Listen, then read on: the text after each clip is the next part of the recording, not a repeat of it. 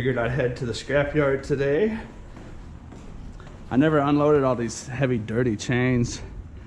They're just kind of a finger pinching, dirty, filthy mess. And so I just left them like that. I had this one strategically like that so it wouldn't make my bike fall over sometimes. So put that back in there. I don't think they're gonna be as heavy as I originally thought. If you watch my video, I first found that stuff, the biggest ones were on top, and I felt the weight of the box they were in, and there was a bunch of, not a bunch, but a few forklift wheels in there and some ball bearings and stuff. So that's the problem with YouTube videos, is you say something and then you realize it's not right. If you don't correct it in that video, it just kind of stands forever. So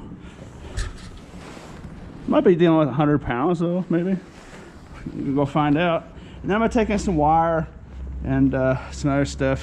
One thing I think is interesting is my last dumpster dive video was called The $1 Trillion Industry, and I was looking at it on YouTube to see where it fit with other videos, and it's surrounded by a bunch of space exploration videos talking about how we have to explore space to find more resources. I decided that's kind of ironic. I made a video about putting $1 trillion a year worth of value into our dumpsters, and it's grouped in with messages about how we need to start to explore space to find resources. Haha! They don't like cameras in here, so $6.65. The metal, the chains weighed 90 pounds. They wouldn't buy these forklift wheels. They said forklift wheels are a real bad substance. The mills don't want them, so that's that, I guess.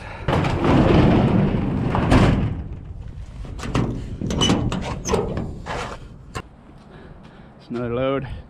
I actually have some loads I need to get rid of, and I'm probably gonna end up going to a scrapyard down the road. I'll probably get a better price for an item like that, maybe.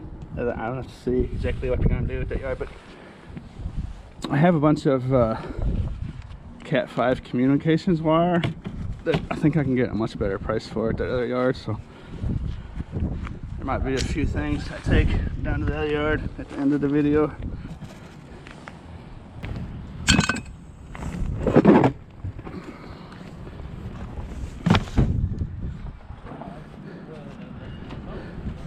So what I'm doing, just dropping that off and go right back to the storage unit for another one. A little load here, some aluminum. I like taking microwaves to this scrapyard because the other scrapyard I'm going to go to here in a little bit makes you take out the magnetron that's inside. So that's the process. I think you got the idea.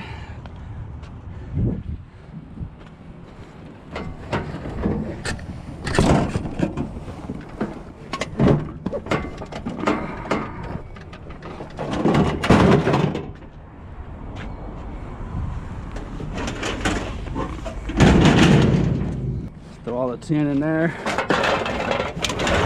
Works out pretty good.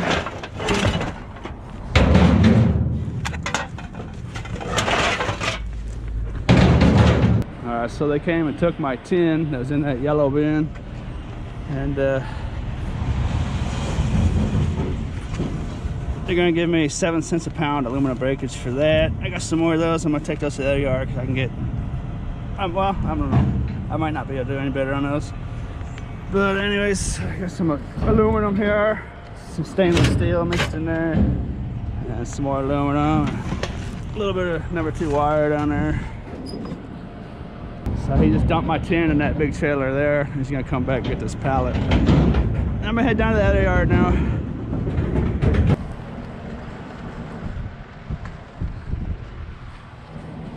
This was in there, and at this place they give brass breakage. It's like 15 cents a pound because it's got a piece of metal. The yard I'm about to go to will give me dirty brass for that. It'll be like 50 cents a pound. And then there was this in one of those pieces there. I took it out real quick. It's got some real nice gold plate on it. And these little chips have value.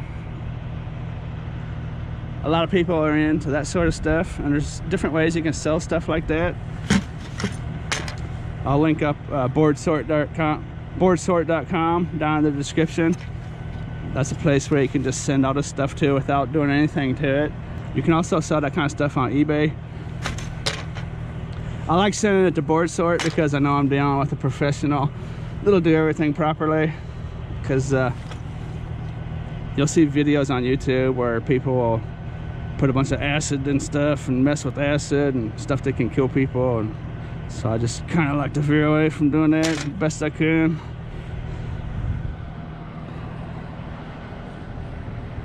Send it to a place like BoardSort. You might not make as much money because you got to pay for shipping, but like I said, you know, dealing with a professional outfit's always not a bad thing.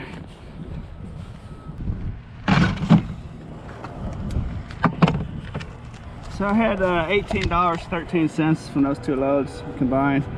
I actually had a piece of lead in there I didn't even know about. It was a hollow tube. I've never seen a big hollow tube canister of lead like that before, so that was interesting. We'll head to our scrapyard now. I mean, if you're taking in really big loads, you want to have some kind of organization to it. It's just when I'm dealing with these little tote by tote deals, it's not that big of a deal for it to be all mixed up. But for new people, I don't want to give you the wrong impression. You don't want to show up at the yard with a bunch of mixed up stuff, because they'll just liable to give you a tin shred for the whole thing, no matter what you got. So when you go to the yard, you definitely want to be able to at least have it like in the back of your truck, separated a little bit, so you can just wham, wham, wham, wham each category, you know. But like the yard I'm going to now, all I have to do is just take off these big pieces of plastic and this piece of metal here. It's on the brass, and they'll just give me clean brass for that whole thing right there. Whereas other yards might be so picky about brass that you not only need to take off all that plastic you see, but there'll be like little screws in there and stuff you have to take out. And you have to take it all apart. So not only am I going to get more money for dirty brass at this yard, this yard's also much more lenient on calling clean brass. So some yards, like the yard just at, would give me 15 cents a pound for that because it's dirty brass. They call it brass breakage. Where another yard, I could take that, I would get dirty brass for like 50 cents. And then this yard, I could take it too. I'm just going to get the full clean brass price. I'm not sure what that is. It's probably like $1.30 right now, $1.40 maybe. But that's just how different yards are. And I've seen some questions lately about how to find a yard and blah blah blah. Just basically just have to go to every yard in your area and see what they do and how they want it done. Here is I've separated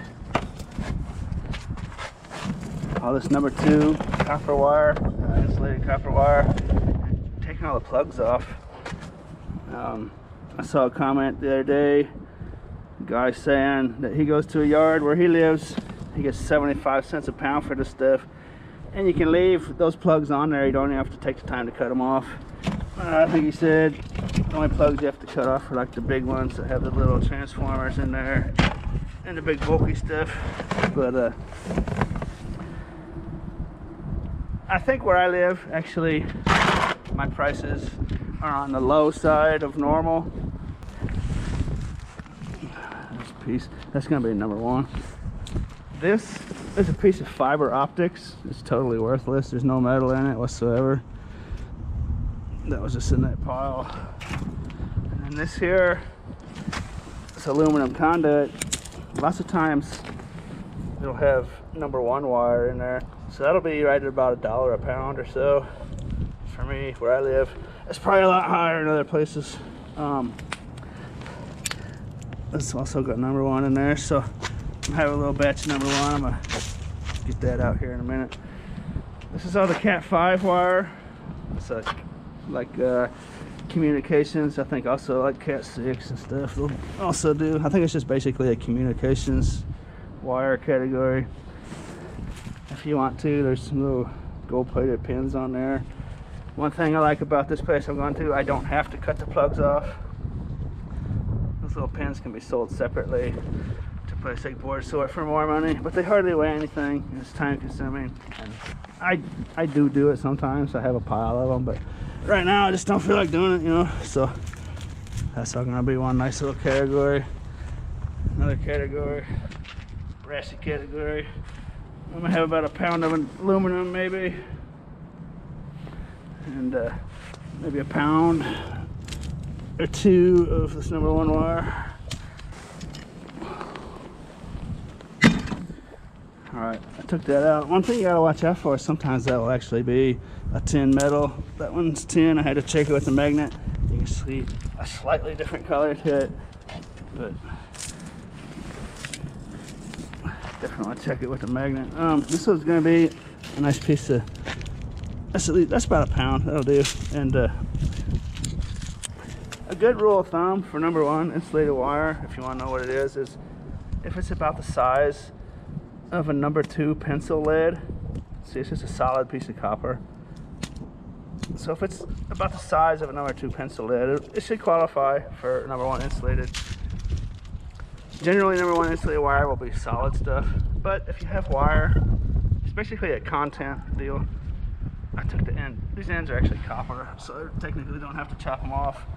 But see the high content in there. The whole thing is just a big chunk of braided copper.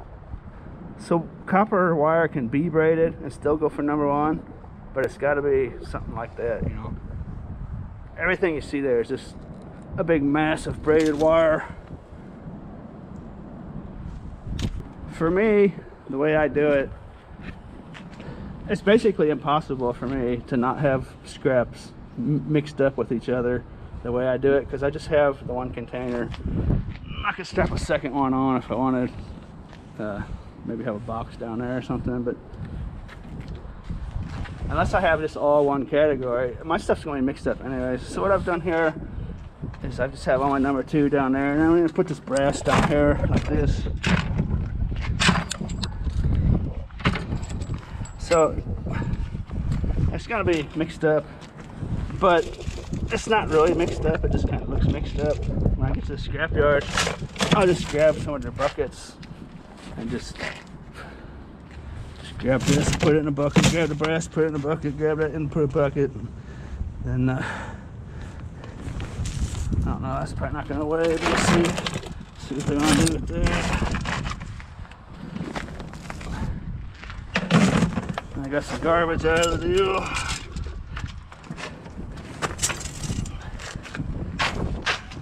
Here's the finished product.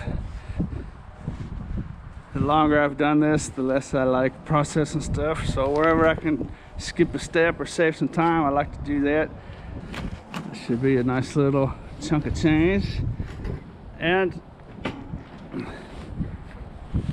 for most people scrapping metal, you're not going to get rich doing this, but on average,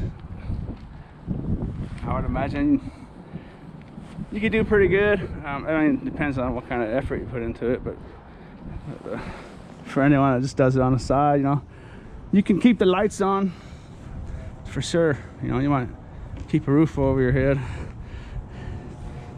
just on scrap, you know.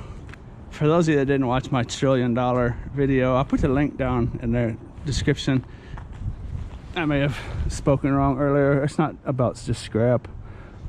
It would just be value, everything combined, material, items and stuff, like that video where I found plastic fittings, and if you add in all the stuff that Goodwill throws away in stores and people in their trash cans and dumpsters, it's massive.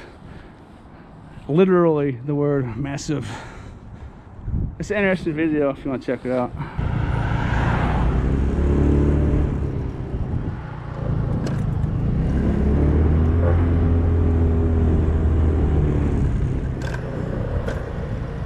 I got the furnace on today.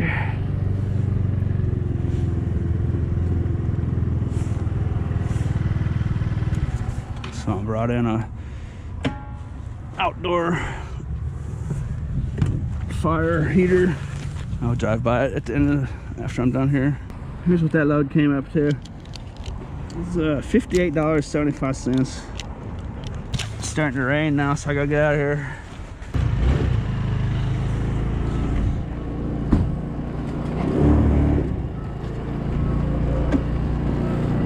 Almost drove off. They actually made me take that plastic off of there. I mean, it was no big deal. It didn't take very long. Just had to take a pair of pliers to it and get it off there, but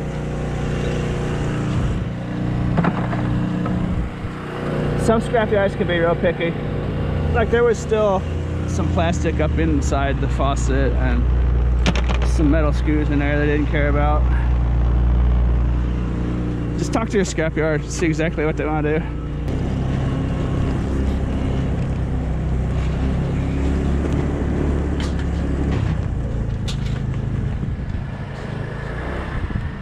And that thing's sweet. It really works pretty good too. Radiates quite a bit of heat. They got the door open, so it's not as good as it could be.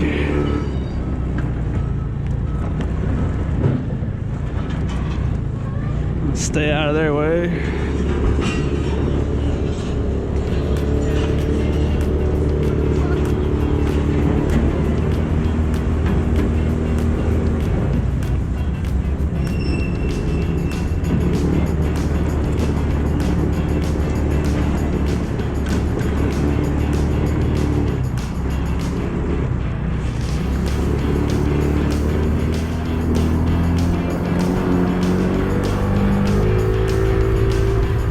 I'm just gonna put a damper on my activities for the day.